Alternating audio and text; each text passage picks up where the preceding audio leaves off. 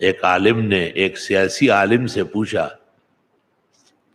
کہ آپ تصویریں کیسے بناتے ہیں اور اجازت دیتے ہیں، حالانکہ دیکھو پیغمبر نے کتے کے بیان میں تو استثناء برداشت کیا لیکن تصویر کے لیے کوئی استثناء نہیں۔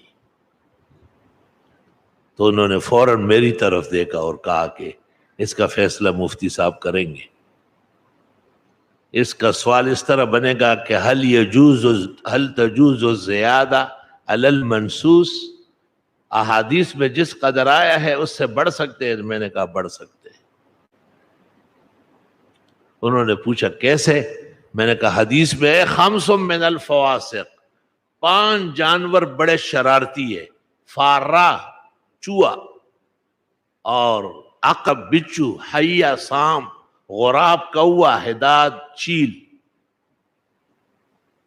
پیغمبر کہتے یقتلن فی الحل والحرم، کعبے کے سامنے بھی موقع ملے تو کوے کو مار ڈالو، چوہے کو مارو چھوڑو نہیں۔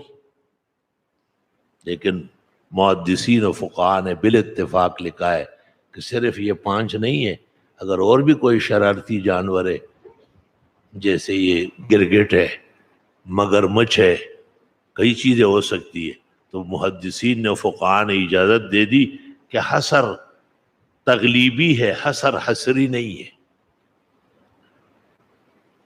ایسے جتنے جانور جو انسان کو ضرر پہنچاتے ہیں اور حملہ آور ہوتے ہیں اور اس کو نقصان دیتے ہیں، وہ ان 5 کے ساتھ ملایا جائے گا۔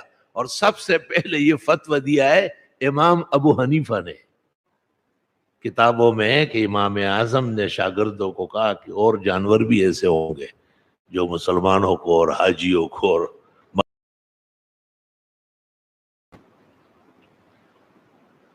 تو فثبت التعدی علی المنصوص وهو دلیل قوی للاسلام وجامعیتی۔ زمانے کے ساتھ ساتھ بعض چیزوں کی ضرورت پیش آ جاتی ہے، آپ کو اور ہمیں نہ ہو اور لوگوں کو ہو، اس لیے اللہ بزرگ و برتر نے جب کہا انما حرم علیکم المیتہ، تم پر مردار حرام ہے۔ مردار کی 2 قسمیں، ایک تو وہ جو پیدائی مردار ہے جیسے گیدڑ، سام، بچو، بلہ، کتا، بھیڑیا، شیر اور بہت سارے، یہ تو اگر آپ بسم اللہ اللہ اکبر پڑھ کر ذبح کرے تب بھی مردار ہے۔ اور کچھ ایسے ہیں کہ جو انسانی فعل سے مردار ہوئے، گائے تھی لیکن ذبح نہ ہوئی، بکرا تھا لیکن بغیر ذبح کے مر گیا، مرغا تھا لیکن ذبح نہ کیا گیا، یا ایسا ذبح ہوا جس کو ذبح کا حق نہیں تھا، غیر مسلم، اس کو میتہ حقیقی کہتے ہیں، اس کو میتہ حکمی کہتے ہیں، اور خون بھی حرام ہے، اور خنزیر کا گوشت بھی حرام ہے، اور وہ جو بزرگوں کے اور مدارات کے اور آستانوں کے نام چڑھاوے ہوتے، فرمایا ما اہل بہ لغیر اللہ، بھی ناجائز۔ فمن اضطر، پس اگر کوئی مجبور و ضرورت پیش آئی، یہ 4 چیزیں قطعی حرام ہے، مردار ہے، خون ہے، خنزیر ہے، اور آستانوں اور درگاہوں کے نام کے تبرکات ہے اور چڑھاوے ہیں۔ ایک شخص کی جان نکل رہی، اس میں سے کھائے تو بچ جائے گا ورنہ مر جائے گا۔ جس کو ہمیشہ کھا کے ڈکارے آتی ہو وہ تو نہیں سمجھے گا اس کا تو یہ خیال ہے کہ بس میں وہ کھانا ہے، ایسا کیسے ہوگا؟ لیکن ایسے بہت لوگ ہیں۔ خصاف نے کتاب لکھی ہے من مات جائعا بطریق مکہ ومن مات عطشانا بطریق مکہ، اتنی موٹی مجلد کتاب ہے۔ کتنے حجاج مسلمان مکہ کے راستے میں پیاسے مرے اور کتنے بھوکے مرے۔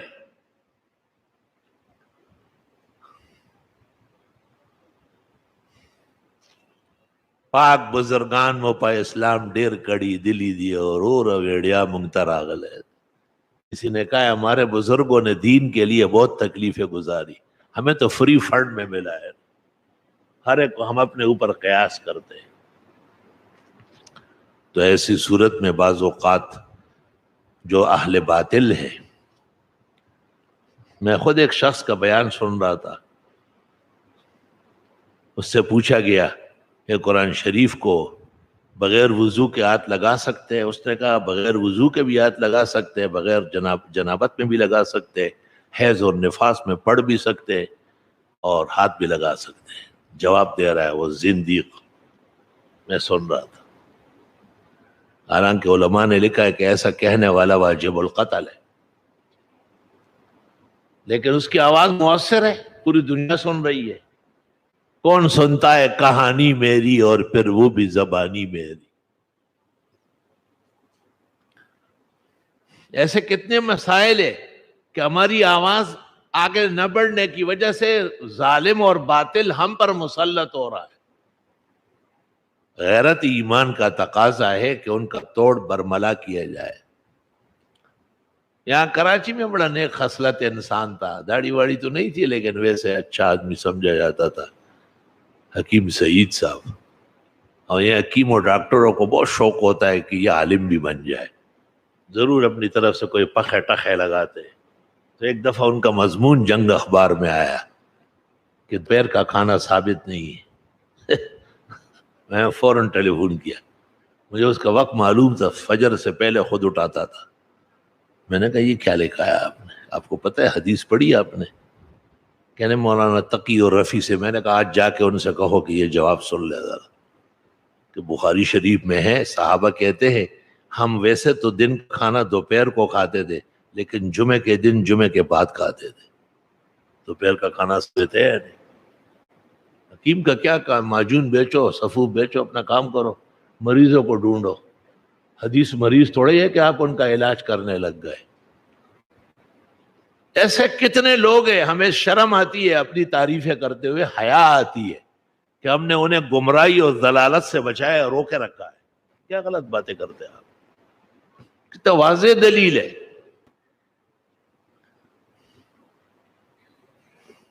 ابھی ایک شخص دوست نے ایک پرچی دی، اس پہ کسی مسجد میں مسلمانوں نے جرأت کر کے اور سنت نبوی زندہ کر کے ہر جمعے کو فجر میں سجدہ و دہر پڑھتے ہیں، تو کسی دشمن سنت نے ان کو کہا ہے کہ ٹھیک ہے ثابت ہے مستحب ہے لیکن بھی چھوڑ دینا چاہیے۔ حالانکہ یہ مسئلہ یہاں یہ دیواروں کو بھی معلوم ہے کہ ہمارے جن دوستوں نے یہ بات کہی تھی بزرگوں نے، ان کو دو حدیثیں معلوم نہیں تھی۔ ایک یہ معلوم نہیں تھی کہ یہ کان یدوم ذالکا، معجم الصغیر طبرانی جلد اول صفحہ 180-81، کہ پیغمبر سے جمعے کی فجر میں سجدہ و دہر کے علاوہ پوری زندگی کوئی اور صورت ثابت ہی نہیں۔ فمن ادعا، کوئی ماں کا بیٹا آ کے دکھائے میں مان لوں گا، ہرگز نہیں۔ جمعے میں آپ نے اعلیٰ و غاشیہ پڑھا، جمعہ و منافقون پڑھا، قاف و قمر پڑھا، بہت کچھ پڑھا، اکثر اعلیٰ و غاشیہ، لیکن جمعے کی فجر میں الف لام میم سجدہ و دہر کے علاوہ ثابت نہیں، ہمیشہ یہی پڑھ، ناغہ ہی نہیں ہوا ہے۔ میرے خیال میں اتنی زیادہ سنت موقت کوئی اور چیز نہیں ملے گی۔ چنانچہ جمال الدین ذیلئی نے نصب الرایا جلد 2 صفحہ 6 پر لکھا کہ جن بزرگوں نے یہ بات کہی تھی انہیں یہ حدیث معلوم نہیں تھی ورنہ وہ نہ کہتے۔ اور پھر جمال الدین ذیلئی کہتے ہیں ففیہ سنتان، یہاں 2 سنتیں ہیں، قراءتہما والدوام علیہما، ایک تو پڑھنا ہے اور دوسرا ہمیشہ پڑھنا ہے، ناغہ نہیں کرنا ہے۔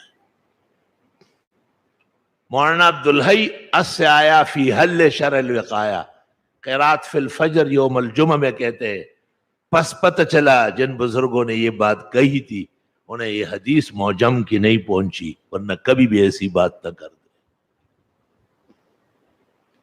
تو طریق ابلاغ میں قوت پیدا کرنا، اسے مؤثر بنانا، اسے دور تک پہنچانا، اور جس سے اس میں طاقت اور توانائی آ جائے اہل حق کو اسے قبول کرنا چاہیے۔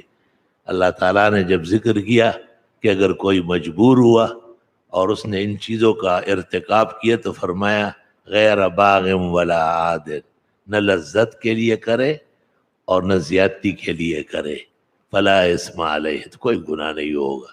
ان اللہ غفور الرحیم، بے شک اللہ بخشنے والا رحم والا ہے۔ وبہذا القدر نکتفی اليوم وللہ الحمد اولا وآخرہ وصلی اللہ